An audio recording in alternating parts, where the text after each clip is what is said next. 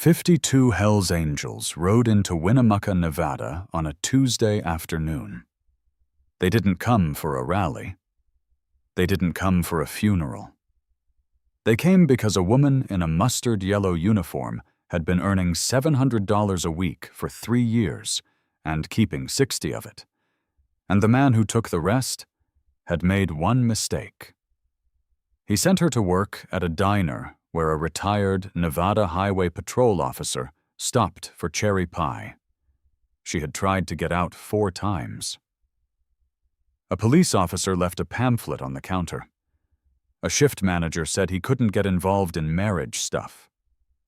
A domestic violence center sent an auto reply. And 3 women at a church fundraiser looked directly at the GPS tracker on her wrist and told her she was lucky to have such a devoted husband. 4 times, the system chose the easier explanation. On the 5th try, she didn't file a report. She walked to the corner table, refilled a stranger's coffee, and said 9 words she had been rehearsing for 11 days.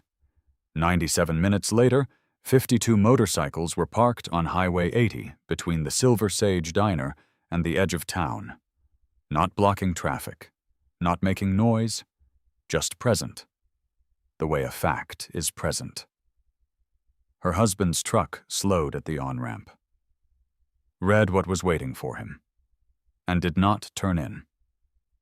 This is Deb and Ruben's story, and it doesn't end the way Clifford Marsh had planned. Before we go any further, think about someone in your life right now. Just one person. The person you would want at that corner table if it were you. Hold on to that name. We'll come back to it at the end. Subscribe to this channel and drop your city in the comments below. I want to know where you are when you hear this one. Now, Tuesday, 2:17 p.m., Silver Sage Diner, Highway 80, 4 miles east of Winnemucca, Nevada. He sells my shifts. I can't keep the money. 9 words. She said them quietly, facing slightly away from the security camera mounted above the register. Same voice she used to ask if he wanted pie. Warm, controlled, completely professional. Reuben Cross had spent 22 years on Nevada highways learning to hear the sentence underneath the sentence. He had pulled people from rolled vehicles at 3 in the morning and held their hands while they described what had happened, and he had noticed which details they remembered with precision and which ones they skipped. He knew the difference between a woman who didn't understand what was being done to her and a woman who understood it exactly, who had been counting it in her head for years and had simply run out of people who could hear it. This was the second kind. He didn't reach for a notebook. He picked up his pen. He turned the Nevada road map over to the blank side and set it on the table between them, flat and ordinary, the way a man sets down a piece of paper when he's working through something. He wrote one word, everything. Then he said 8. Start from the beginning. I've got the time. Her name was Deborah Ann Pruitt. Deb on the name tag. She had worn this same mustard yellow uniform for 2 years and 4 months. The collar was fraying at the right edge. She hadn't replaced it. Replacement uniforms cost $11, and $11 was more than 1/6 of what she had access to each week. That was the number that ran her life now. $60. Not 60 in addition to something. Not 60 spending money on top of her wages. $60 total each week, from wages that ran $680 to $720 before her husband took them. She had been doing this particular math for 3 years. By now, she could run it in the time it took to refill a coffee cup. The AC unit above the counter cycled on. The particular rattle of an aging desert air conditioner finding its rhythm, a sound Deb knew the way you know the sounds of a room you've spent thousands of hours inside. It had become part of how she measured time. The cycling of that unit, the opening of the front door, the 4 p.m. check-in. Deb was 34 years old. She had moved to Winnemucca from Reno 3 years ago because her husband Clifford said they needed a fresh start. And she had believed him, not because she was naive, because he had been steady and employed and organized about it, the kind of man who had reasons for things and could explain them clearly. Reno had the wrong associations, he said. Winnemucca was cheaper, quieter, better positioned for the contracting work he was developing. He had a spreadsheet. He had a timeline. He had a plan. 4 months in, he lost his 3rd job in 8 months. And the plan became something else entirely. The month the job stopped was the month the spreadsheet changed. Clifford sat her down at the kitchen table one evening and placed it in front of her. Itemized. Formatted. Rent, utilities, car payments, groceries, incidentals. A total at the bottom. $31,400. Shared household debt, he called it. She had not agreed to accumulate $31,400 of debt. Most of those entries were things she hadn't seen before. But the spreadsheet was detailed. Clifford was calm. And when a calm, organized man places documentation in front of you and explains that this is the reality of your shared situation, it is harder than it sounds to look at that and say, "I don't believe this is real." That spreadsheet had followed her for 3 years. If you've lived long enough, you've probably seen money used that way. Not as a resource, as a tether. The amount almost doesn't matter. What matters is that leaving means owing, and owing means staying, and staying means the number grows. Deb's wages went directly to Clifford. He managed the accounts. He gave her $60 a week, which he called an allowance, and which he framed, always calmly, always with the logic of a reasonable man, as the responsible way to manage a shared debt they were working to pay down together. Every shift, before she pocketed her tips, she photographed them on her phone. Quick. Practiced. A woman who has learned to account for every dollar she touches moves a certain way. Gary, the shift manager, had watched her do it for 2 years, from behind the counter, without once asking why. The AC cycled again. The 2 truckers at the counter finished their coffee and pulled on their jackets. The elderly couple at the window booth was working through their pee.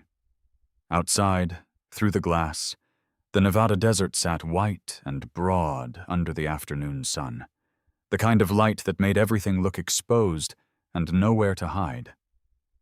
The Silver Sage Diner looked, from the outside, like rest, a place to stop on a long drive. Pie warming in the case, country radio low, linoleum floor smelling faintly of industrial cleaner, the particular quiet of a half-empty highway diner at 2 p.m. on a Tuesday. Nothing about it looked like what it was. But the woman in the mustard-yellow uniform had not rested here in 2 years and 4 months. She had been working doubles 5 days a week, handing those wages to a man who drove by twice per shift, always framing it as checking on his wife, the way a devoted husband would, to verify, through the device on her wrist, that she had not gone anywhere he hadn't approved. She hadn't, in 3 years, gone anywhere he hadn't approved. Not because she had nowhere to go, because her ID was in his truck console, her driver's license, her social security card, her marriage certificate. Clifford kept them there, he said, for safekeeping. She was always losing things, he said. He was always there when she needed them, he said. She had not had an unsupervised copy of her own identity documents in 18 months. People outside these situations sometimes ask the obvious question, why didn't she just leave? And the answer is entirely practical. Without ID, you cannot rent an apartment. You cannot open a bank account. You cannot prove you live where you live. You become, legally and administratively, a person whose existence exists only in someone else's files. She had tried 4 times anyway. 14 months ago, she had called the non-emergency line after Clifford locked the house from the outside for 3 days. An officer came. Clifford met him at the door. Calm, organized, the reasonable man he performed so well. He explained that Deb had been having a difficult time. The officer, perhaps understandably, chose the explanation that required less of him. He left a domestic violence pamphlet on the kitchen counter and drove away. The pamphlet was still on the counter the next morning. Clifford had left it there. 8 months ago, she had told Gary. Her shift manager, 52 years old, 6 years at the Silver Sage, the one person who saw her every day. She had told him she needed help leaving. Gary had said, "Deb, I can't get involved in marriage stuff." He had changed the subject. He had not brought it up again. 5 months ago, she had used the diner's back-office computer to email a domestic violence resource center in Elko. She'd received an auto-reply with a hotline number. No human contact, no follow-up. Clifford had found the browser history that evening. She had not used the work computer since. 3 months ago, at a church fundraiser Clifford brought her to in order to maintain appearances, 3 women from the Women's Auxiliary had noticed the tracker wristband and asked about it warmly. Clifford answered for her before she could speak. She has a heart condition. It monitors her vitals. The women had smiled at Deb with sympathy. One had said, "Oh, how wonderful that your husband takes such good care of you, dear. You're a lucky woman." 3 women looked directly at the tracker and chose the husband's explanation over the wife's eyes. That was the 4th attempt. 4 doors, 4 walls. What he didn't know yet was what she had in her apron pocket. Reuben sat at the corner table with the map between them and the blank side facing up. He had been on the road since 6 a.m. He had stopped because the pie looked good and the AC was cold, and because Janet had always said the best conversations in Nevada happened at diner counters. He was still, after 9 years, working on believing she was right. He was looking at Deb the way a man looks when he has stopped assessing and started seeing. "Your documents," he said. "He has your ID." "Truck console," she said. "License, social security card, marriage certificate. He says it's for safekeeping." She said the last 2 words the way a person says a phrase they have heard so many times, it has lost all its original meaning. Reuben wrote on the map, "Docs, truck console." "The tracker," he said. "Real-time location?" "Yes.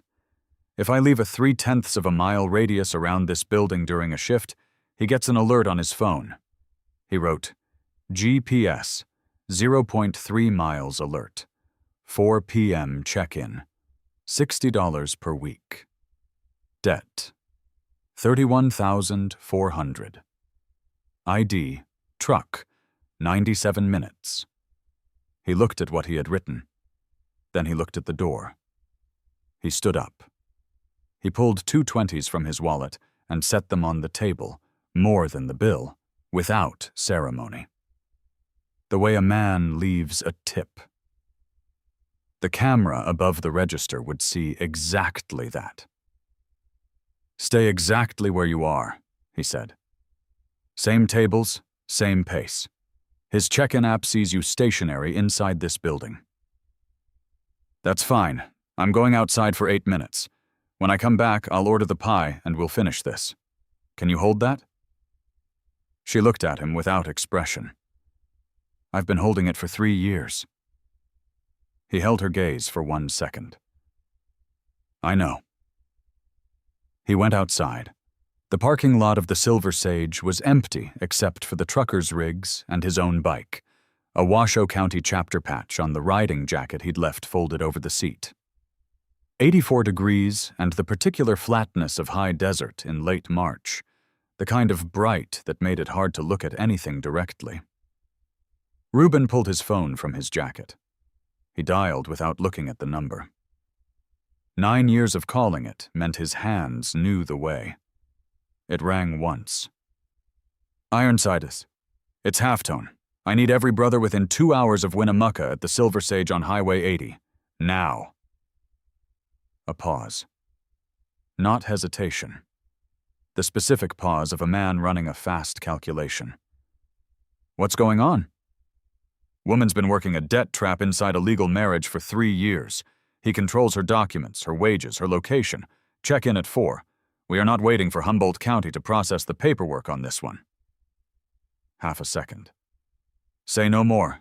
We're coming. The line went dead. No argument. No questions about evidence.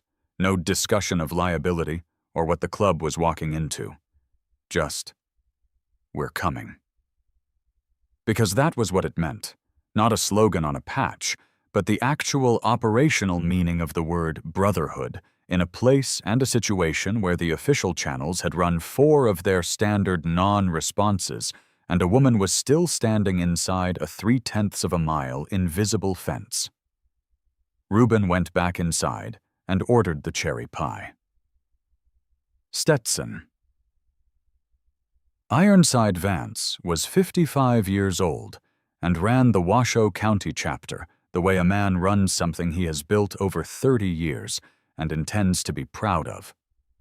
He could read a Nevada trafficking statute the way most men read a street sign, instantly and knowing exactly where it led. When Reuben said, "debt trap inside a legal marriage," Ironside had already located the relevant federal coercion provisions in his memory before the sentence was finished. He made 3 calls in 4 minutes. The first was to a man they called Tombstone. 58. 14 years with the FBI's Financial Crimes Division out of Las Vegas. Tombstone had dismantled fabricated debt structures the way other men drank coffee, routinely, efficiently, and before noon. Clifford Marsh's $31,000 spreadsheet was, to Tombstone, a Tuesday afternoon. The second was to Copperhead. 47. 12 years as a Nevada domestic violence advocate before he came back to the chapter. Copperhead knew which emergency court order applied when a victim's documents were physically held by the perpetrator. He knew the judge's clerk in Humboldt County. He had filed emergency property release motions before the ink was dry on the incident report. The third was to Dust Cloud, 36, whose contact in Reno understood GPS monitoring devices at the component level, including how to neutralize a locator signal from a wristband without triggering the receiving end alert. A fourth call, to a club elder named Knotwood, 62, would come later after Ironside heard everything. Knotwood would drive directly to Elko, but that was later. Right now it was 2:31 p.m., and there were 89 minutes left. When Reuben sat back down, the cherry pie was at the edge of the table, and Deb was refilling the trucker's coffee at the counter. Same pace, same professional warmth. Nothing on the diner camera registering as unusual. She came back to his corner table 2 minutes later with a pot she didn't need to bring. "What haven't you told me?" he said. She looked at the counter. Gary was wiping it down with his back turned. 11 days ago, she said. She told him about the phone call. Saturday night, 11:38 p.m. She had gone to the kitchen for tea. Clifford thought she was asleep. She had stood in the doorway and listened to his side of a conversation for 3 minutes and 17 seconds. She knew the number because she had counted. 3 minutes and 17 seconds of standing perfectly still, while a man she was legally married to told someone she could not see that he had another 8 months before she became a problem. That there was a woman in Elko he was already working on. That the same thing that happened to the last one would happen to her. She would leave. He would keep the debt. She couldn't prove anything. The last one. Reuben set his pen down. He had seen a lot of things in 22 years. Accidents and lies, and the specific cruelty of people who hurt others because they could. He had learned, over time, to file most of it in the place where professionals file the things that cannot be unfiled, somewhere that didn't interfere with functioning. But there was one thing that had never fully gone into that place. His wife, Janet, had died at 44. An illness that was treatable if caught and addressed. The insurance company had denied the claim, reviewed it, appealed it, reviewed the appeal for 14 months. 14 months of forms filed in the right order and phone numbers called and representatives who said the process was ongoing. Janet had gotten worse while the process was ongoing. She had died while the process was ongoing. He had spent 22 years on Nevada highways noticing things that other people drove past. And 9 years after that, he had spent a lot of time thinking about what noticing was actually for, what it obligated you to once you had done it. His wife Janet had died waiting for an insurance appeal to resolve. Treatable illness. 14 months of correct paperwork filed in the correct order. She had gotten worse while the process was ongoing. She had died while the process was ongoing. He knew what it looked like when a system ran out of time. He was looking at it again. He said, 3 minutes and 17 seconds. Yes, she said. You counted. I count everything. He looked at her for one moment. Not with pity. With the recognition of one person who has learned to survive by precision for a man who has learned the same thing a different way. Then she reached into her apron pocket. She placed a folded diner order ticket on the road map between them. Written on the back, in ballpoint pen, in the tight compressed handwriting of someone who wrote quickly in a small dark space. The date, the time, his words exactly. 8 months, Elko, same thing that happened to the last one. The name Warren, and the number $600. I wrote it in the walk-in cooler, she said. On my break, that night. It's the only place in this building without a camera. Reuben looked at the ticket. He looked at the name. Warren, he said. Who is he? Local, Winnemucca. He's been at 3 of the dinners. She said the word dinners the way a person says a word for something that stopped being what the word meant a long time ago. Reuben wrote, Warren, local, 3 dinners, Venmo/Cash App? He did not ask the last part out loud. He would find out. He folded the road map with the order ticket inside it and put it in his jacket pocket. He looked at the tracker on her wrist. That comes off today. I know someone in Winnemucca who won't ask the wrong questions. Something moved across her face. Not relief. Not yet. But the specific release of a weight that has been carried alone for 11 days, now shared with someone who had the shoulders for it. There was a last one, Reuben said. He said, same thing that happened to the last one. What do you know about her? Deb sat down. First time during the whole conversation she had sat. She looked at her hands for a moment. Then she told him about Sandra. Here is what the arrival of 52 motorcycles on Highway 80 was going to look like to Winnemucca that afternoon. Not chaos. Not the version in the movies, the one where the bikes roar in and fists meet pavement and something burns. 52 motorcycles, parked in disciplined rows on the Highway 80 shoulder between the Silver Sage and the edge of town. Engines off. Nobody shouting, nobody blocking traffic.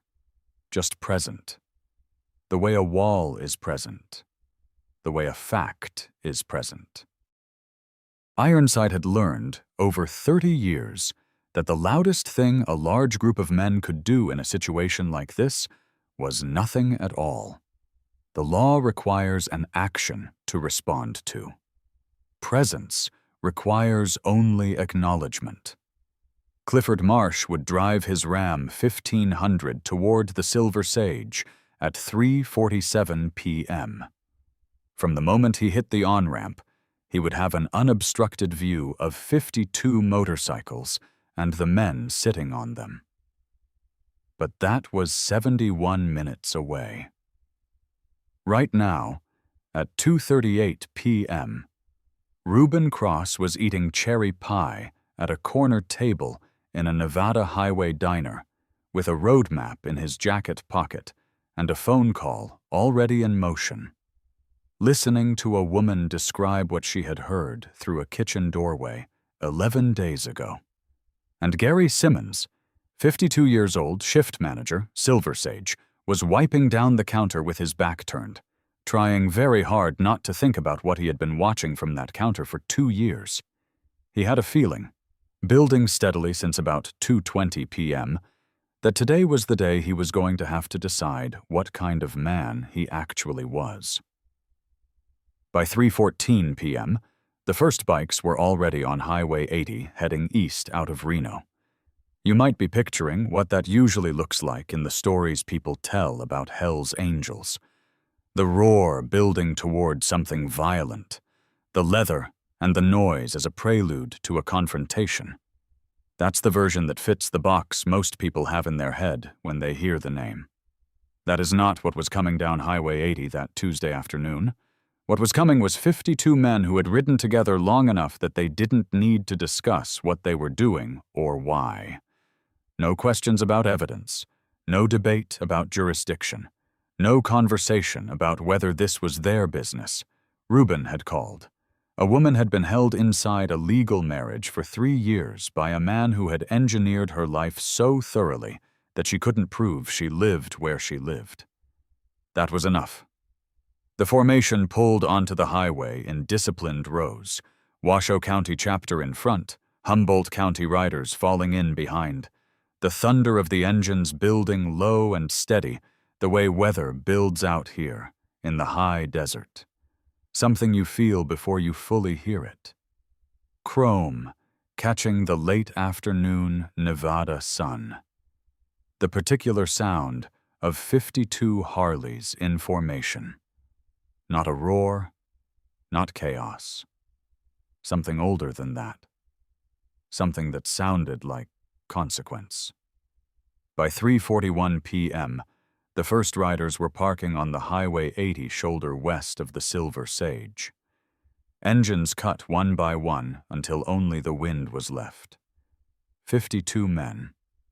Not a protest. Not a mob. A fact placed on a highway for a man in a Ram 1500 to read at whatever speed he chose to approach it. Inside the diner, the AC cycled.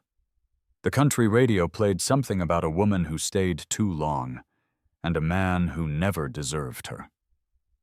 Deb was behind the counter, same pace, same warmth, same practiced smile.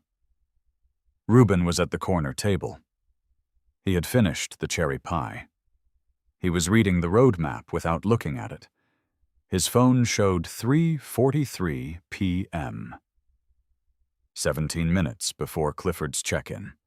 The man they called Dust Cloud came in first. 36 years old. A face that gave nothing away, and eyes that missed nothing. He sat down at the booth nearest the door and ordered coffee. When Deb brought it, Dust Cloud set his hand flat on the table. Under his palm, a small black device, roughly the same dimensions as a pack of matches. He looked at her wrist. He said 6 words. very quiet. I can have that off in 30 seconds. The signal replicates for another 3 hours before it drops. He'll see you stationary in this building until 6. She looked at the device, then at him. 3 hours. Long enough, he said. Long enough for everything that needed to happen before Clifford understood that it already had. She sat down across from him. He worked quickly, professionally. The calm of someone who has done this before and understands that speed, here, is a form of kindness. The wristband came off. The replicator was attached. She pulled her sleeve down over the small device. For the first time in 18 months, her wrist was her own. She looked at it. She didn't say anything. She didn't need to. When she stood up, she was standing the same way she had stood for the last 3 years. Efficient, controlled, nothing on the camera registering as different. But something in the set of her jaw had changed by a fraction that anyone who had been watching her as long as Gary Simmons had would have noticed. Gary noticed. He had been noticing things for a long time. The man they called Spectre was 43. He had the particular quality of someone who doesn't need the room to know he's in it. He sat down at the counter near Gary about 10 minutes after Dust Cloud arrived, ordered coffee and the house sandwich, and said nothing for a while. Gary wiped the counter. He had been wiping the counter for about 20 minutes longer than it required wiping. "You've been watching her photograph her tips since before the year turned," Spectre said. Gary's hand stilled on the counter. "Every shift," Spectre said. "Same motion. She takes them to the back and photographs them before she pockets them. You know why she does that?" Gary set the rag down. He was 52 years old. He had worked at the Silver Sage for 6 years. He had known, with the specific knowledge of a man who doesn't want to know, that something was wrong with Deb Pruitt's situation for a long time. He had told himself it was marriage stuff. He had told himself it wasn't his place. He had told himself Clifford was friendly enough when he came by, the kind of guy who made it easy to accept the surface explanation. He had also told himself, 3 weeks after Deb came to him 8 months ago, that he had probably made the right call by not getting involved. "She came to me," Gary said. His voice was low. 8 months ago. She said she needed help leaving. I told her I couldn't get involved in marriage stuff." He stopped. "Clifford came by 2 days later. Brought me a case of Coors. Said Deb had been going through a rough patch, that she sometimes said things, that she needed stability, not people encouraging her to be impulsive." He picked up the rag, put it back down. "I let him do that," Gary said. "He came in here and told me how to think about what she'd said, and I let him." Spectre drank his coffee. He didn't offer Gary absolution. He didn't tell him it wasn't his fault, or that he'd understand someday. He was quiet, in the way that respected a person's intelligence enough to let them sit with a true thing. "She wrote something down 11 days ago," Spectre finally said. "She wrote down what she heard, and she kept it, and today she gave it to someone who could use it. She did that. Not any of us." He paused. "But you've been watching her count tips for 2 years, and what you know matters. So I'm going to ask you to think about what you've seen, and then I'm going to need you to tell it to some people who are going to ask you officially." Gary looked at the counter for a long time. "He told her he couldn't keep her key," he said. "About 14 months back. She asked me once if there was a way to get a copy made without—" He stopped. "I said I couldn't get involved." "What else?" "The dinners. She'd come in some mornings after a Wednesday or a Thursday dinner, and she'd be not hurt. Not anything you could point to. Just smaller. Like there was less of her than the day before." Gary's jaw tightened. I told myself I didn't know what that meant. He looked at Spectre. I knew what that meant. Spectre set his coffee down. There's a federal investigator who's going to want to hear that. Every piece of what you just said is a piece of something larger. What you noticed counts. What you saw counts. The fact that he came in and managed you, that counts too. Gary didn't say anything else for a moment. Then, is she safe? Spectre looked past him toward the counter, where Deb was pouring coffee for the elderly couple at the window booth. She will be, he said. That's what today is. At 3:47 p.m., Clifford Marsh's Ram 1500 turned onto the Highway 80 on-ramp. The Humboldt County chapter had staged themselves first. 21 bikes in even rows on the shoulder, engines off, the men sitting or standing, not blocking the road, not making noise. Behind them, the Washoe County chapter filled in the picture. 52 motorcycles in total, the kind of presence that doesn't require explanation. Clifford's truck slowed as he came up the ramp. He would have seen the bikes from 200 yards out. He would have noted the patches, the specific insignia he had spent 3 years in Winnemucca, knowing enough about to be careful of. He would have looked toward the Silver Sage lot and seen a bike he didn't recognize parked near the door, and a second, and a third. The tracker app on his phone showed Deb stationary inside the building. The reading was exactly what it should have been. But 52 motorcycles on a highway between him and his wife's diner had a meaning that no app reading could explain away. He sat at the base of the on-ramp for 40 seconds. Then he pulled the truck to the shoulder. He did not turn in. Inside, Reuben's phone buzzed. A single word from Ironside. Stopped. Reuben looked up from the map. He looked at Deb, who was refilling the trucker's coffee for what would be the last time that shift, her sleeve down over the replicator, her name tag reading D.E.B. in block letters, her collar still frayed at the right edge. She met his eyes across the diner. He gave one small nod. Something moved across her face. Not celebration. Not relief, exactly.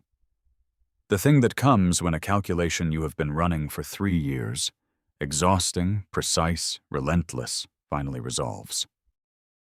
The specific stillness of a number that finally adds up. Copperhead arrived at 14 Sagebrush Court at 3:52 p.m. He had made one call from the road to a clerk in the Humboldt County District Court who had processed emergency property release motions before and knew what they covered when a victim's identification documents were physically held by a third party. The motion had been drafted in the car. It had the specific language that worked, the kind built from 12 years of Copperhead, knowing the difference between legal language that moves and legal language that stalls. The emergency order covered Deb's driver's license, social security card, and marriage certificate. It identified the vehicle, Clifford's Ram 1500, Nevada license plate, registered to Clifford Wayne Marsh, and the location, the locked console. The truck was on the Highway 80 shoulder, engine running, driver inside. Copperhead was not there to search the truck. He was there to present the order. He pulled up behind the Ram, got out, and walked to the driver's window. Clifford Marsh saw the patch. He saw the document. He looked in his rearview mirror at the empty road behind them and the 52 bikes visible in the mid-distance, and did the arithmetic that a man of his particular skill set, the calculation of what he could get away with and what he couldn't, does very quickly. He opened the console. He handed over 3 documents. Deb's license, her social security card, Her marriage certificate. "This isn't over," Clifford said. Copperhead looked at the documents. He looked at Clifford with the particular patience of someone who has been doing this for 12 years and has seen what "this isn't over" costs people who say it. "You're right," Copperhead said. "It isn't." He walked back to his bike. Now. What he didn't know yet was what Tombstone had found in the last 40 minutes. Tombstone was 58 years old and had spent 14 years at the FBI's Las Vegas Financial Crimes Division doing one thing: following money to where it told the truth. He had been on the road since Ironside's call at 2:34 p.m., and by the time he sat down across from Reuben at the Silver Sage at 4:11 p.m., he had 3 documents open on his phone. He set the phone on the table between them. "The debt spreadsheet," he said. $31,400. Roughly 14,200 of those entries are fabricated. Non-existent expenses, formatted to look real. He paused. "The remaining 17,200? Legitimate household costs. Costs Deb paid with her own wages." Reuben looked at the number. He thought about $60 a week. He thought about 3 years of doubles at a highway diner. He thought about a woman photographing her tips before she pocketed them because she had learned, somewhere along the way, that everything she touched would be audited. "The debt she's been told she owes him," he said, "is almost half fiction," Tombstone said, "and the real half she already paid." He slid to the next screen. Venmo and Cash App. 6 recurring contacts over 18 months. Payments to Clifford Marsh ranging from $400 to $800 per transaction. He looked at Reuben. Total across all 6 contacts, $87,300. The number sat there. $87,300. In 18 months. From a man with no documented employment, no business registration, no tax filings. From a man whose wife was living on $60 a week from her own wages while he built what amounted to a 6-figure annual income from her existence. Reuben said nothing for a moment. Then, "Sandra Pratt." He had told Ironside about Sandra on the phone at 2:31. One sentence, previous girlfriend, Reno, dropped a civil claim in 2021. Ironside had given it to Tombstone before the bikes left Washoe County. Tombstone slid a second screen up. "Sandra Lynn Pratt," he said, "currently of Phoenix, Arizona. A civil claim filed in 2021 against Clifford Marsh for unauthorized joint account access. $22,800 withdrawn over 18 months in cash." He looked at the screen. Her attorney advised her the case was too costly to pursue. She dropped it. "What does the pattern look like?" Reuben said. "Identical. Isolation within months of relationship start. Financial control through joint account she couldn't access independently. Described to mutual contacts and to Clifford's own social network as fragile, struggling, difficult." Tombstone set the phone down. She was 29 when the relationship ended. He moved to Winnemucca 6 weeks later. Within 3 months, he had met Deb. Nobody spoke. The refrigerator hummed. Somewhere outside, a motorcycle idled and cut off. Every man at that table understood, without saying it, that this was not a man who had learned bad habits inside one marriage. This was a method. Built, tested, and run twice. And there was a woman in Elko he was already working on for a 3rd time. "Knotwood," Reuben said. Ironside, who had been sitting across the room since 4:03, picked up his phone. Knotwood was 62. He didn't say much, and he drove fast. And he had the particular quality of a man who understood that sometimes the most important thing you could do was be physically present in the right place before someone else was ready. He was already on the road to Elko. He didn't know the Elko woman's name yet, neither did anyone else. But she was in a new relationship with a man named Clifford Marsh, who had a spreadsheet and a timeline and a plan, and she was approximately 3 months in, which was 1 month before the spreadsheet usually came out, and Knotwood was going to be in Elko before sunset. Now, Warren Delgado, 44 years old, Winnemucca, his name on the order ticket, his face at 3 dinners, his Venmo ID on 12 of the $87,000. Warren was not a predator. This is important to understand because it changes what he was. A predator understands what they're doing and proceeds anyway. Warren Delgado had spent 18 months telling himself that the arrangements he participated in were between consenting adults, that Clifford had explained the situation as Deb being a willing partner in a social arrangement that helped pay down joint household debt, that the money he sent was for companionship and networking, that the whole thing was, he had actually used this word to himself, sophisticated.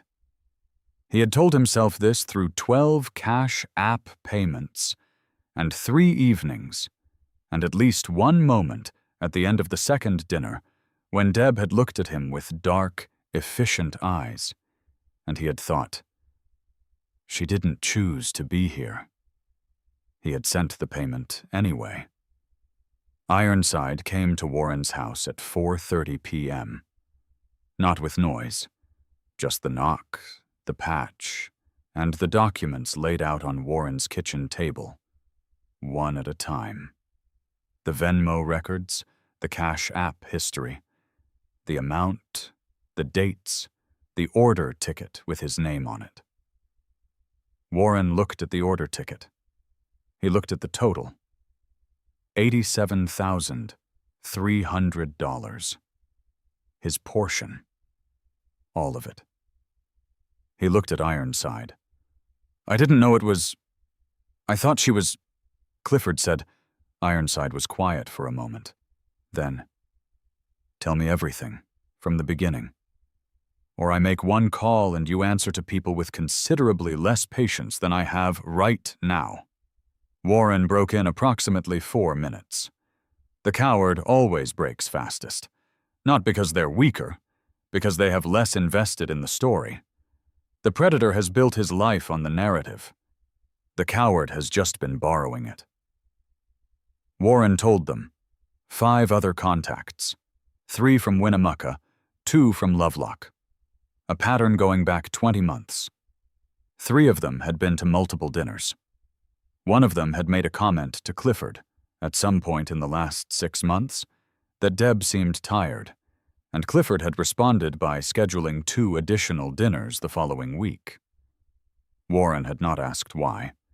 He had told himself that wasn't his business. He had told himself a lot of things that were not his business.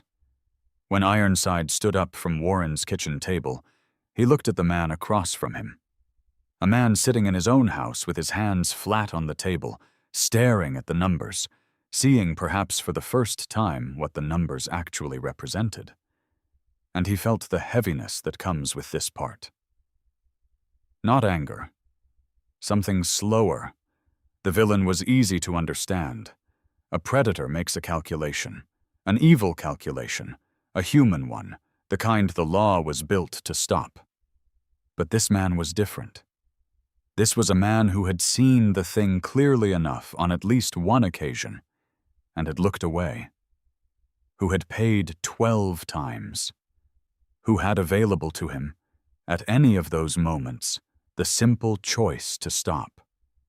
He had chosen not to stop. 12 times. Ironside left Warren sitting at his kitchen table with a specific instruction. An FBI agent would be calling in the next 2 hours, and Warren's continued cooperation was the only thing separating him from being named as a participating party in a federal trafficking operation. Warren understood. The FBI agent's name was Renata Solis, 41, out of the Reno field office, dark circles that coffee had stopped touching about a month ago. She arrived at the Silver Sage at 5:07 p.m. in plain clothes, parked in the lot, and walked past 52 motorcycles without changing her pace. She found Ironside and Rubin at the corner table, Rubin's table, the road map still on the surface. She said her name and her office, 2 sentences. Rubin nodded. "I'm told you have something relevant to an open federal investigation," she said. "Depends on what you're investigating," Rubin said. She looked at him steadily. "Clifford Wayne Marsh." Rubin looked at Ironside. A decision was made without words. "How long has your office known about Marsh?" Ironside said. The question sat in the air. Agent Solis answered it. 8 months. They had been building a RICO-adjacent coercion case carefully by the book, following every procedural step the federal statute required. Financial subpoenas, warrant applications, the careful architecture of a case that would hold in court. While they built it, Deb Pruitt had been photographing her tips every shift, had been wearing a GPS wristband, had been living on $60 a week from her own wages. Ironside let the answer sit there. "We got her documents back in 3 hours," he said. "You had 8 months." Agent Solis had no good answer to that. She didn't try to manufacture one. She had sat across from enough people on both sides of situations like this to know that the absence of a good answer sometimes was the good answer. Rubin laid the evidence on the table, one piece at a time. The order ticket. Read it. Clifford's words, Deb's handwriting, the date, the name Warren, the number $600, the Venmo and Cash App records. $87,300. 18 months, 6 contacts, 12 recurring payments, one name that appeared 4 times, Sandra Pratt's civil claim from 2021. The $22,800. The identical isolation pattern. The identical financial control structure. The identical language used to describe her to outsiders, fragile, struggling, confused. Tombstone placed each document on the table with the steady hands of a man who has done this in rooms with considerably higher stakes. Agent Solis stopped writing after the 3rd item. She set her pen down. She leaned forward. She looked at the Venmo records. "We had the financial trail from his end," she said quietly. "We didn't have the recipient side of the transactions. Without those—" She stopped, looked at Tombstone. "If this is authenticated, the coercion charge becomes trafficking under Title 18. The scope of this changes significantly." Rubin waited until she finished. "One condition," he said. She looked at him. "Deb gets a victim advocate assigned before any federal interview. Nobody talks to her without her asking first. And Sandra Pratt in Phoenix gets a call today, not next week, about reopening her civil claim with this as supporting evidence." Agent Solis looked at him for a moment. "I can do that," she said. "Good." She stood, gathered her notes, paused at the table edge. "Mr. Cross," she said. Rubin looked up. "You do right by her," he said. She held his gaze for one beat. "That's the job," she said. She walked out. The system was not broken. That was the thing that was easy to get wrong when you looked at what had happened to Deb Pruitt over 3 years and 4 attempts and 1 pamphlet left on a counter. It felt like a broken system. But a broken system could be identified and repaired. This one had worked exactly the way it was designed to work. Slowly, requiring documented proof, following procedure, protecting the rights of the accused through every step while the victim ran out of time and options. Nobody built it to hurt people. It just turned out that way sometimes, when the person inside it needed to be moved faster than the paperwork could catch up. The brothers hadn't replaced the system. They'd bought the 3 hours the system needed to work. Clifford Marsh was still on the Highway 80 shoulder at 5:23 p.m. when 2 Winnemucca PD units pulled up behind the Ram 1500. He was on his phone when they arrived. His attorney, probably, or trying to reach Warren Delgado, who was not answering. The window was down. He had the radio on. Something country and old. He looked up when the officers approached his window with the resigned expression of a man who has spent 3 years calculating his way out of everything and has, until this moment, always found the exit. He started to speak. He was good at starting to speak.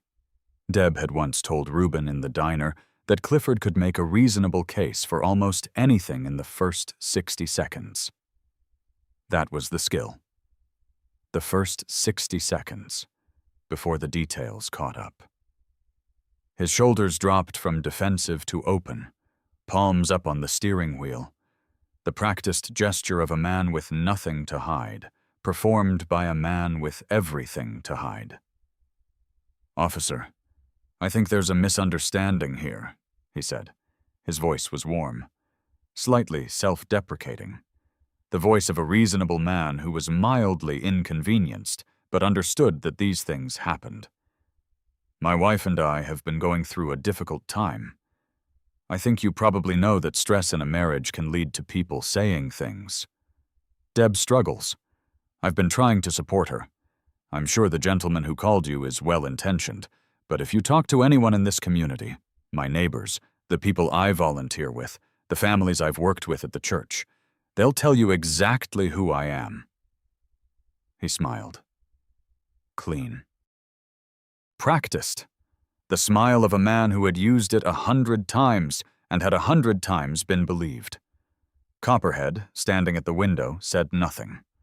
Reuben had briefed him on one question, one specific question that no charming answer could handle, a detail from the order ticket that only Clifford knew the real answer to. "Warren Delgado," Copperhead said. "You received $600 from him on the 14th of last month. What was that for?" 1 second. The shoulders didn't drop. They stilled. The smile stayed on his face, the way a smile stays when the person wearing it has forgotten to take it off, because they're no longer paying attention to it. 1 second was enough. "Step out of the vehicle, please," the officer said. Then, it didn't. The mask came off the way it always does eventually, not with drama, not with a speech, just with the sudden stillness that follows when all the strategies have failed and there is nothing left performing. His hands, which had been open and relaxed and reasonable, tightened on the steering wheel. His jaw set. The eyes went flat. "I was so careful," he said. He said it quietly, not to the officers, to the steering wheel or to himself. "I was so careful." He got out of the vehicle. They read him his rights there on the Highway 80 shoulder, the late Nevada sun going orange across the desert, the silver sage flatlands stretching out to where the mountains started in the west. He kept his face composed through the reading, the professional composure of a man who had managed every social situation for 3 years. His hands were behind his back. Then, as one officer walked him toward the unit, Clifford stopped and turned his head. "Is there anyone who can feed my dog?" he said. While this gets sorted out, he needs to eat at 6. The officer waited. The dog, Clifford said. He can't miss his dinner. As if that were the thing that required attention. As if the world he had built, and the world he had taken apart, could pause while he sorted out the dog. The charges, filed federally before dark. Forced labor under Title 18, Section 1589. Trafficking by coercion, Section 1591.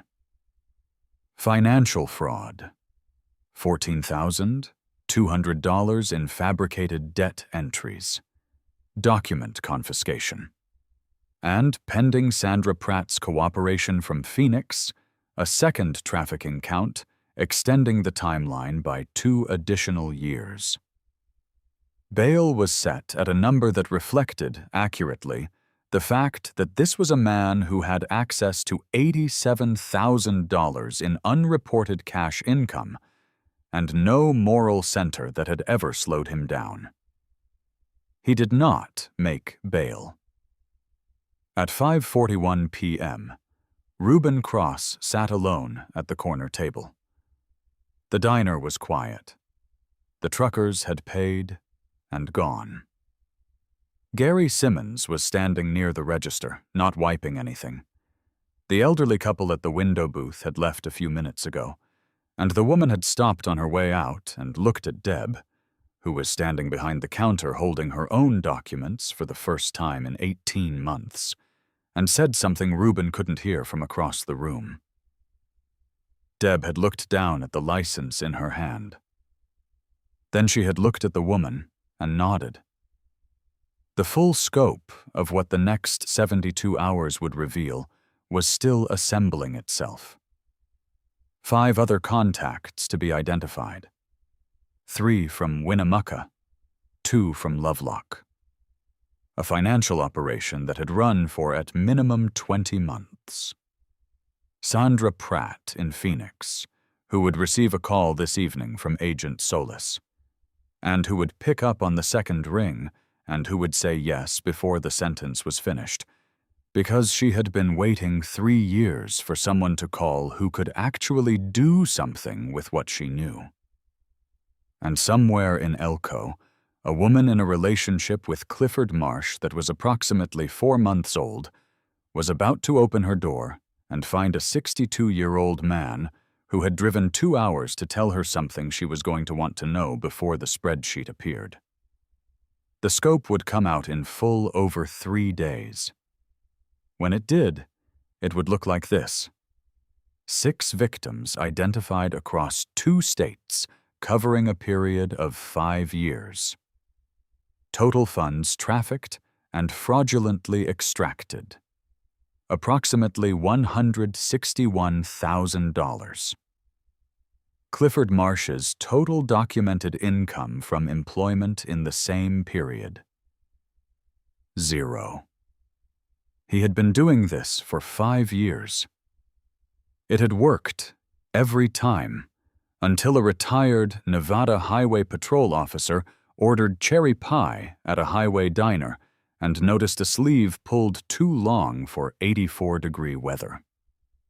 The charges, when the federal count was finalized, ran to 6: forced labor, trafficking by coercion, financial fraud, document confiscation, conspiracy. Clifford and 3 of the 6 contacts were charged jointly. And in a separate count that covered Sandra Pratt's case retroactively, 1 additional trafficking charge that extended the government's timeline from 18 months to 5 years. The debt spreadsheet, the $31,400 that had held Deb in place for 3 years, was forensically dismantled in 11 minutes by a man named Tombstone, who had seen this particular mechanism before and knew exactly which entries to pull. The actual amount Deb owed Clifford Marsh, according to independent forensic accounting, was 0. She had, in fact, overpaid the legitimate household costs by approximately $14,000 across 3 years of wages at $60 a week. The first safe meal was a grilled cheese sandwich. Not planned, not ceremonial. Copperhead had driven Deb from the Silver Sage to a woman named Loretta Briggs, 58, retired emergency nurse, Winnemucca, whose house sat on a quiet street 3 blocks from the highway, and who had, over 7 years of quiet collaboration with the Washoe County chapter, become the person they called when they needed somewhere for someone to land softly. Loretta had met them at the door, taken one look at Deb, and gone directly to the kitchen. Grilled cheese, tomato soup, a glass of water with ice, no lemon, because Loretta had noticed, in 30 years of nursing and 7 years of this work, that people who had been controlled down to the smallest details sometimes needed the first choices to be uncomplicated. Deb sat at Loretta's kitchen table and ate. No one took the plate away. No timer. No cost attached to the food in her hand. The tomato soup was a little too hot at first, and she waited for it to cool, and nobody said anything about the waiting. Outside the kitchen window, the Nevada evening was settling into that particular deep blue the high desert makes at dusk, the sky going clear and cold above the sage. She ate the sandwich. All of it. She ate the soup. She held the water glass in both hands the way a person holds something warm when they are still not entirely certain of the temperature of the room. Loretta sat at the other end of the table with her own coffee and said almost nothing, because she knew that sometimes silence is what the room needs first, and conversation can come after. Reuben was outside in the front yard, on the phone with Ironside and then with Agent Solis, running through the next 48 hours. Through the kitchen window, Deb could see the shape of him in the dusk, the jacket with the Washoe County patch, the road map folded in his breast pocket. She watched him for a moment. He had been on that highway since 6 a.m. He had stopped for pie and AC. He had looked up once, noticed a sleeve, and everything else had followed from that one moment of actually seeing what was in front of him. She thought about the 4 times before, the pamphlet on the counter, Gary changing the subject, the auto reply from Elko, the 3 women at the church fundraiser who had smiled at her sympathetically and told her she was lucky. She set the water glass down.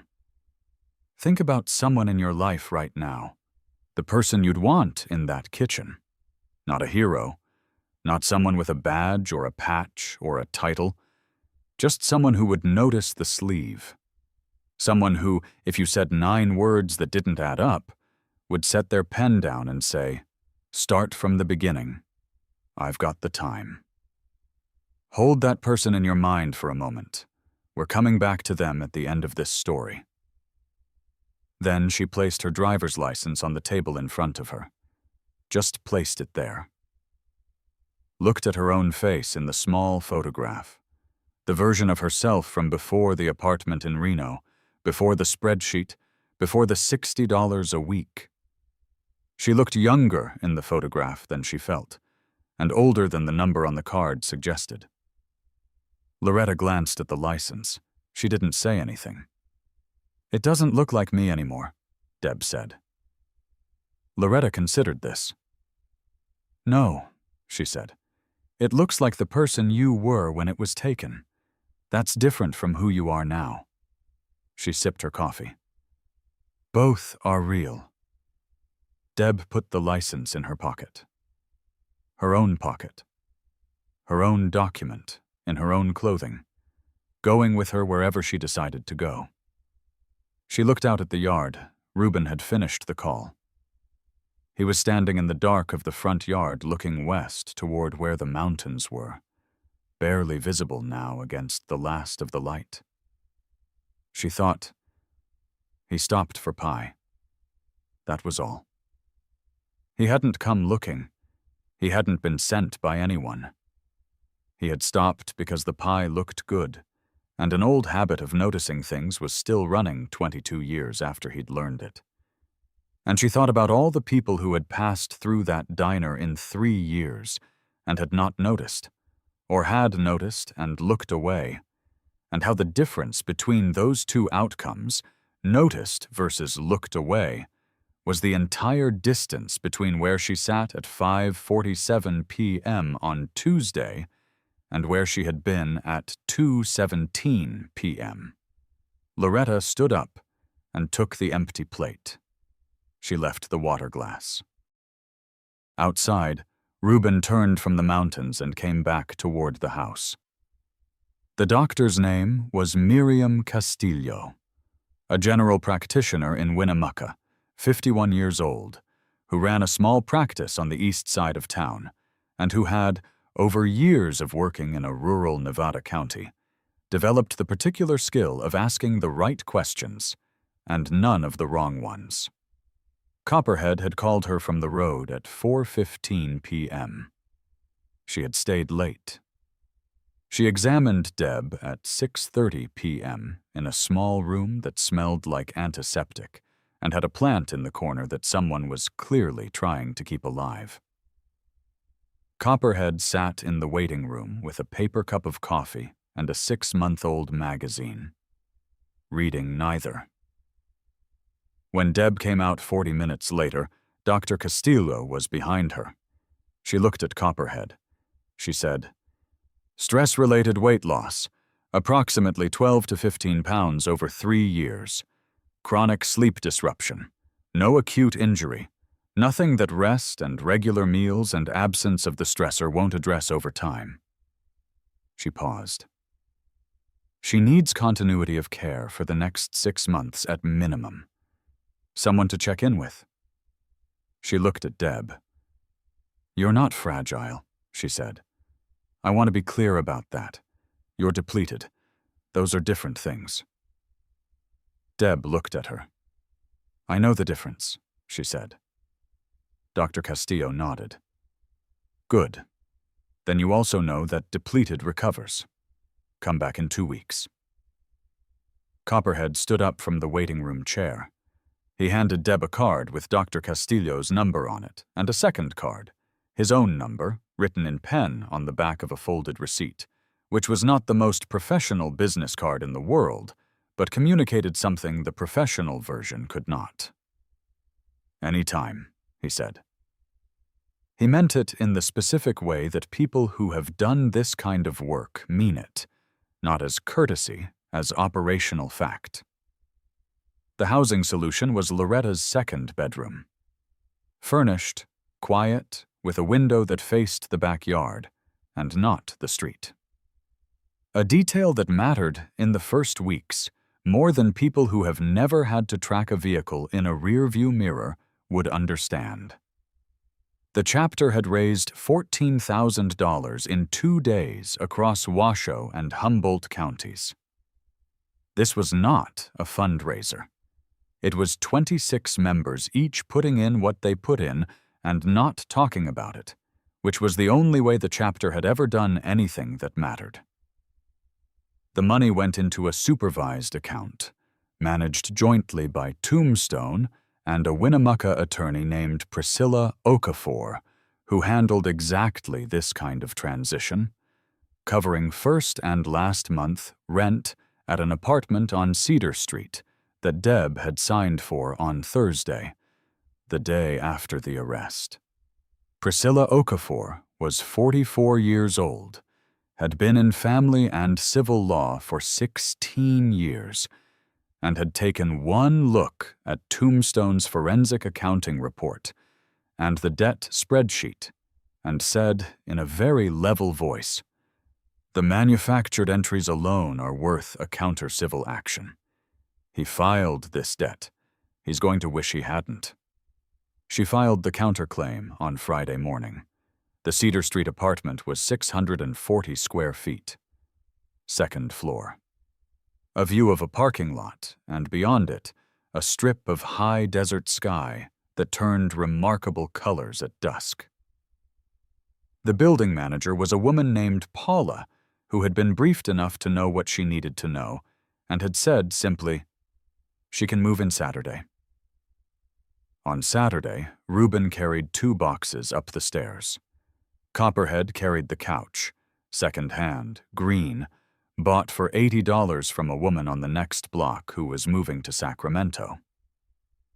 Dust Cloud installed new locks on the door and the window, the kind that required a key from the inside as well as the outside, because that detail mattered in a way that cost $12.45 and was worth both. Deb stood in the doorway of the apartment with the key in her hand. Her own key. Her name on the lease. Her 640 square feet that no one else had a code for, or a claim on, or a GPS alert connected to. She stood there for a moment. Then she walked in. Tombstone sat with Gary Simmons for 2 hours on Wednesday, in a booth at the Silver Sage that Gary had chosen because it was his place, and he was more composed in his own place. Gary told everything he knew. The tip photographs, the morning after dinner look, Clifford managing him with a case of beer, and a conversation about Deb's instability. The 8-month silence after Deb had come to him. The license key request that Gary had deflected 14 months ago. He said all of it without being asked twice. He said it with the specific remorse of a man who has been telling himself a story for a long time and has finally stopped. "Does she know that I'm talking to you?" Gary asked. "She knows," Tombstone said. Gary looked at his hands. "I want to tell her myself. What I should have done. I know it doesn't change anything." "You can write to her," Tombstone said. "Priscilla Okafor handles her correspondence right now. Anything you want to say, send it through the attorney's office. If Deb wants to respond, she will." Gary nodded. He kept nodding slightly for a moment, the way people do when they are trying to absorb something that cannot be fully absorbed at one sitting. He testified to the federal investigators on Thursday morning. His account, 2 years of observations, the specific incidents, the management conversation with Clifford, added 3 new counts to the government's evidentiary record. Not because any single piece was decisive, because corroboration, in a case built on one woman's word against a man who had spent 3 years positioning her as unreliable, was everything. Sandra Pratt called from Phoenix on Wednesday evening. She had not hesitated when Agent Solis called her Tuesday night. She had said yes before the sentence finished, in the voice of a person who had been waiting for this call for years and had almost stopped expecting it. She spoke to Priscilla Okafor for 90 minutes. She had kept everything. Her bank statements, the civil claim documents from 2021, a folder of texts she had screenshot over 3 years of processing what had happened to her after Clifford, sitting with it quietly in Phoenix, while she rebuilt her life with the specific stubborn determination of someone who refuses to let what was done to them be the last word. Her $22,800 had been added to the federal count. Her testimony, submitted in writing to the Humboldt County Federal Court, ran to 12 pages. It described a pattern identical to Deb's in its structure and different in its surface details. Different names, different city, different cover stories, and identical where it mattered. The escalation, the financial isolation, the documents managed, the social network quietly dismantled until she was standing in a life she no longer recognized as her own. She ended the testimony with 1 paragraph that the prosecuting attorney would read aloud at trial. It said, "I dropped the civil claim because I was alone and exhausted, and I had been told, in various ways, that I could not prove what I knew to be true. I want the record to show that I knew. I knew from the first month what he was. I knew, and I had nobody to tell who could do anything with it. The first time, I was glad to hear someone finally could.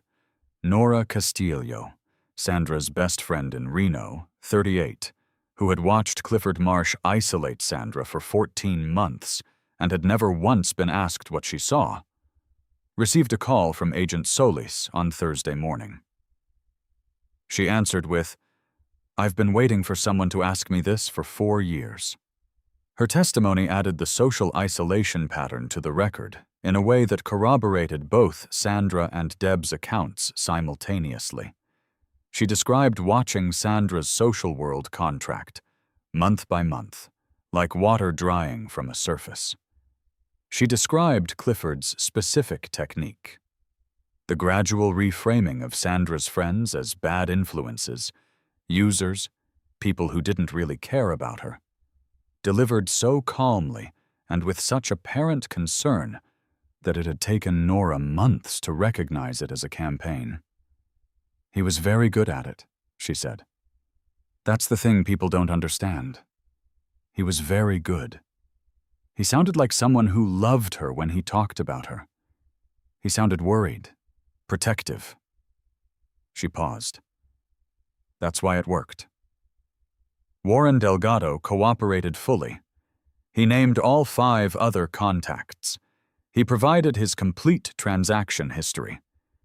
He did not make excuses in the deposition, which surprised the federal investigators slightly, until they understood that Warren's particular variety of moral failure was not one that had been built on a self-exonerating narrative. He had known. He had continued. He had no story to tell himself about it that held up under the particular pressure of seeing the full accounting laid out on a federal table. He was charged as a participating party. His attorney negotiated reduced charges in exchange for cooperation and full restitution to a fund managed by Priscilla Okafor. Warren did not contest the restitution. The 3 contacts from Winnemucca and 2 from Lovelock were charged separately, processed separately, and are an accounting that belongs to the federal court record rather than this story. The trial lasted 4 days. The jury deliberated for less than 2 hours. Clifford Marsh was sentenced to 14 years in federal prison on the trafficking and forced labor counts. He was eligible for parole consideration after 8 years, at the discretion of a federal board that would have, at that point, access to the full case record. His attorney filed an appeal. The appeal was denied. The debt spreadsheet, the $31,400, was formally voided by Priscilla Okafor's counter-civil action. The court found the debt instrument fraudulent on its face, based on Tombstone's forensic accounting. Clifford Marsh was ordered to repay $14,200 to Deb Pruitt as restitution for the fabricated entries, money she had earned at the Silver Sage Diner while he constructed a fiction to make her believe she owed it. She used the restitution for a used car. A Honda Civic, 2018, with 44,000 miles and a cracked rear bumper that she didn't bother getting fixed. She drove it off the lot on a Tuesday afternoon. Alone. No tracker on her wrist. No check-in at 4 p.m. Nowhere she was required to be. She drove west on Highway 80 for 20 minutes, not going anywhere in particular. Then she turned around and drove back. Because she had somewhere to be. That was the new thing. She had places she actually wanted to return to. 14 months later. The woman at table 7 was 26 years old, and she had been nursing the same cup of coffee for 40 minutes and looking at the door every 90 seconds, with the particular vigilance of someone who has learned to track exits. Deb noticed it in the first 4 seconds. She always noticed it in the first 4 seconds. She poured a fresh cup of coffee, the woman hadn't asked for one, and walked to the table with the pot. "You want something to eat?" Deb said. The woman looked up. Dark eyes, quick assessment, a practiced smile that reached exactly as far as politeness required. Deb recognized the smile. She had worn it for 2 years and 4 months. She set the pot down. She did not leave. She said, "My name's Deb. I'm not going anywhere for a few minutes, and the pie's good today." The woman looked at her for a moment. The assessment in her eyes shifted, not from stranger to friend, but from potential threat to something more careful and more open than that. "I don't have a lot of money," the woman said. "Coffee's on me," Deb said. "Pie too if you want it." She sat down across the table because she had learned from a man who had once done the same for her that the position of the person offering help mattered. You sit, not stand. You bring yourself to eye level. You make yourself the one who can be walked away from, not the one blocking the door. The woman's name was Keeley. She was 26. She had driven 90 minutes from Elko on a Tuesday afternoon because she'd heard about a diner where someone might listen. Word traveled in this desert the way it always had, slow and thorough and certain as water. Deb poured the coffee. She set the pot down. She folded her hands on the table. "Start from the beginning," she said. "I've got the time." Outside, in the Highway 80 afternoon, the Nevada desert was doing what it always did, holding its light long and flat and without apology, the silver sage running in every direction, the mountains west going blue as the sun crossed. The kind of afternoon where everything looks exposed and nowhere to hide. Deb's name tag said DB. The collar of her uniform was not frayed. She had bought 2 new ones in October. Her key was in her apron pocket. Her own key to her own apartment on Cedar Street, with her name on the lease and new locks on both windows. And at a corner table in the Silver Sage Diner, 14 months after a retired highway patrol officer had turned his road map over to the blank side and written one word on it, Deb Pruitt sat across from a young woman from Elko and listened. Reuben Cross was 3 hours south of Winnemucca when the message came through. He was on a route he had been planning when all of this started. The road map that had become an order ticket, the road trip that had become something else entirely. He had finally gotten back to it in late May, after the trial and the sentencing, and the last of the federal depositions. He was riding south. The Mojave opening up ahead of him, the wide sky Nevada emptiness that he had been riding through for 30 years. He had a folder on his phone, labeled, in the direct way of a man who had spent 22 years on state-issued paperwork, "Why We Ride." It had started as one message, then 3, then 11, then a number he had stopped counting sometime around the 8th month. Messages from strangers whose daughters had gotten out, whose mothers had been found, whose sisters had finally been believed. Strangers who had no idea who Reuben Cross was but knew the chapter name and had a phone number and needed to tell someone that the thing that had been impossible had become possible. He pulled over at a rest stop south of Fallon. He read the message. It was from a number he didn't recognize. It said, "She's doing okay. Teaching another one how to do the same. Thought you'd want to know." D. He read it twice. He sat on his bike at the rest stop with the Mojave ahead and the high desert behind him, and thought about Janet, who had said once that the best conversations in Nevada happened at diner counters. He had not been sure she was right for a long time. He was sure now. Not because every conversation at a diner counter led to something. Most of them were just coffee and the time of day and someone passing through. But because the ones that mattered completely.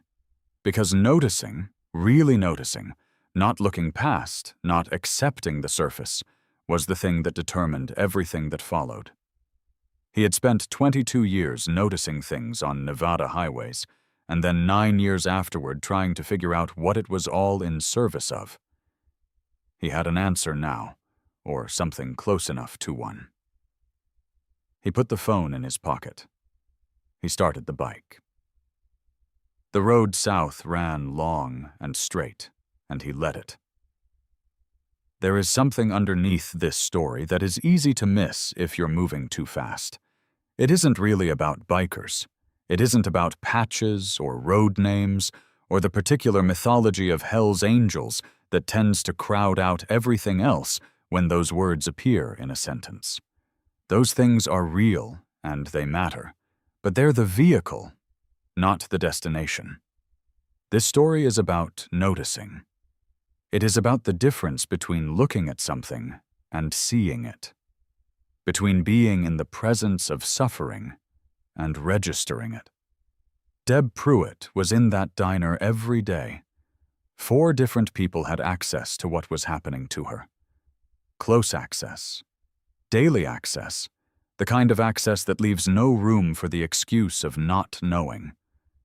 And 4 times, the choice was made to accept the surface and move on, not out of cruelty, out of the very human preference for the explanation that requires less of you.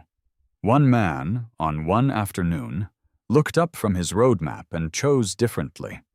If you are someone who has ever been that person in the diner, the one trying to hold it together for one more shift, photographing your tips because the alternative is worse, this is for you. The Rubens of the world exist. They stop at diners. They notice sleeves. And when they hear 9 words that don't add up, they don't pick up their coffee and move on. If you are someone who has watched a Deb from a distance and made the choice Gary made, the one he had to live with for 8 months, it is not too late to make a different choice. The thing you saw matters. The thing you noticed counts. Write the letter. Make the call. Tell someone who can do something with it. And if you have ever been the person at the diner counter who looked directly at the tracker and chose the husband's explanation, this story is asking you one question. Not with judgment, with genuine curiosity. What would you do if you saw it again? The AC unit at the Silver Sage cycles on. A sound Deb still knows by heart, because some things live in your body long after the circumstances that put them there are gone. The country radio plays something quiet and old, with real heartbreak in it. The Nevada afternoon comes through the window glass, wide and white and exposing. And at the corner table, the same corner table where a road map was once turned over to the blank side, a woman named Deb is sitting across from someone who needs to hear that the beginning of getting out is telling one person who actually has the time. She has the time. She has always had the time. It just took her a while to find someone who knew it. If this story stayed with you, subscribe to this channel and drop a comment below telling me not just where you're watching from, but this. Who in your life would stop at the diner? Who is the person you'd want at that corner table if it were you? Share this story with someone who needs to hear that noticing is an act of courage. And tell me your city below. I want to know how far this one travels. More stories like this one are coming. Because Deb's table at the Silver Sage is not the only one in Nevada. And Reuben Cross is not the only man who knows how to turn a road map over and write one word on the back. They're everywhere. You just have to look.